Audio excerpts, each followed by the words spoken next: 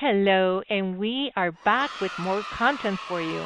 In this Excel video, we have a list of different products sold in our online business. The first column shows the product ID, followed by the SKU number used for the barcodes, name of the product, and quantity on hand. In the last column or source, we have the same products in our website, eBay, Poshmark, and also Facebook.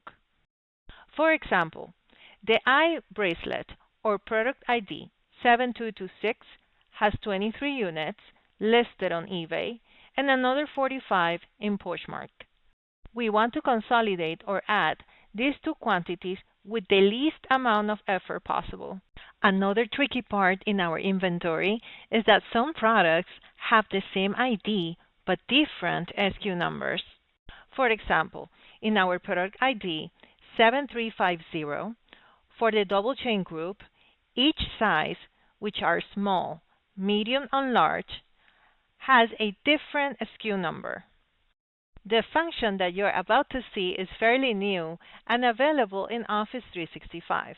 But stay tuned, because in a separate video, you will see the workaround if you don't have this function. So click the subscribe button so you can see it as soon as it comes out. The first step is to click the cell where we want to see the list. It will also work if you selected a different sheet. Now that we are here, we will type equal PIVOTBY, and I will walk you through it step by step. Row fields equal to what rows do we need in our list. We want each row with the different products grouped by ID, SKU numbers, and names. In this case, select only from A4 to C23. Notice that we skip the quantities for now. I also skip the header, only because if you choose it here, then you will need to remember to select the other headers. Column fields equal to what are the column headers that we want to see in our final list. This is separate than the total columns or values. In other words, what other columns do we want to see besides the quantities? Let's say that I want to have a breakdown of the different sources and see where are my products selling the most. All we need is select here the source column, or E4 to E23. Now we select the values. This is going to show as another column, because in this example we're adding the quantities for each product. So the values are in the quantity column, or D4 to D23. Functions. There are multiple choices like add, count, average, and so forth. In here we're adding or using the sum function. Let's type sum and we can close parentheses.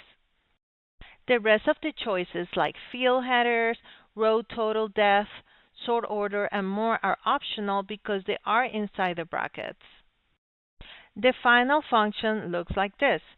Equal PIVOTBY, we open parentheses, A4 through C23 for the rows, then a comma, E4 to E23 for the source or the columns, and then D4 through D23 for the values, what are we adding, and then we finalize it with the sum function.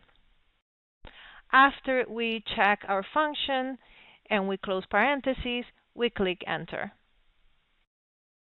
Right here we have the breakdown of all the products, not only by different SKU numbers, but by source. Let's add some borders and also zoom in for a better look. In the View tab, pick Zoom to Selection. Also, make sure to click the subscribe button and get your free 52 Excel shortcuts for Windows and Mac. The link is in the description.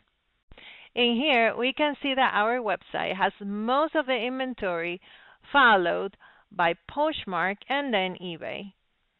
Do you remember the products with the same ID but different SKU numbers? Well, the list is correct because it also filters the quantities as needed right here. Last but definitely not least, you can remove the source columns without having to redo the entire list. Just go to the cell where you type the formula and delete the range of E4 to E23, but make sure to leave the blank space. Before we finished, I just press Ctrl Z or undo to get back to my initial list. Let us know in the comments what other features would you like to see in Excel. Thank you for watching and see you in the next one.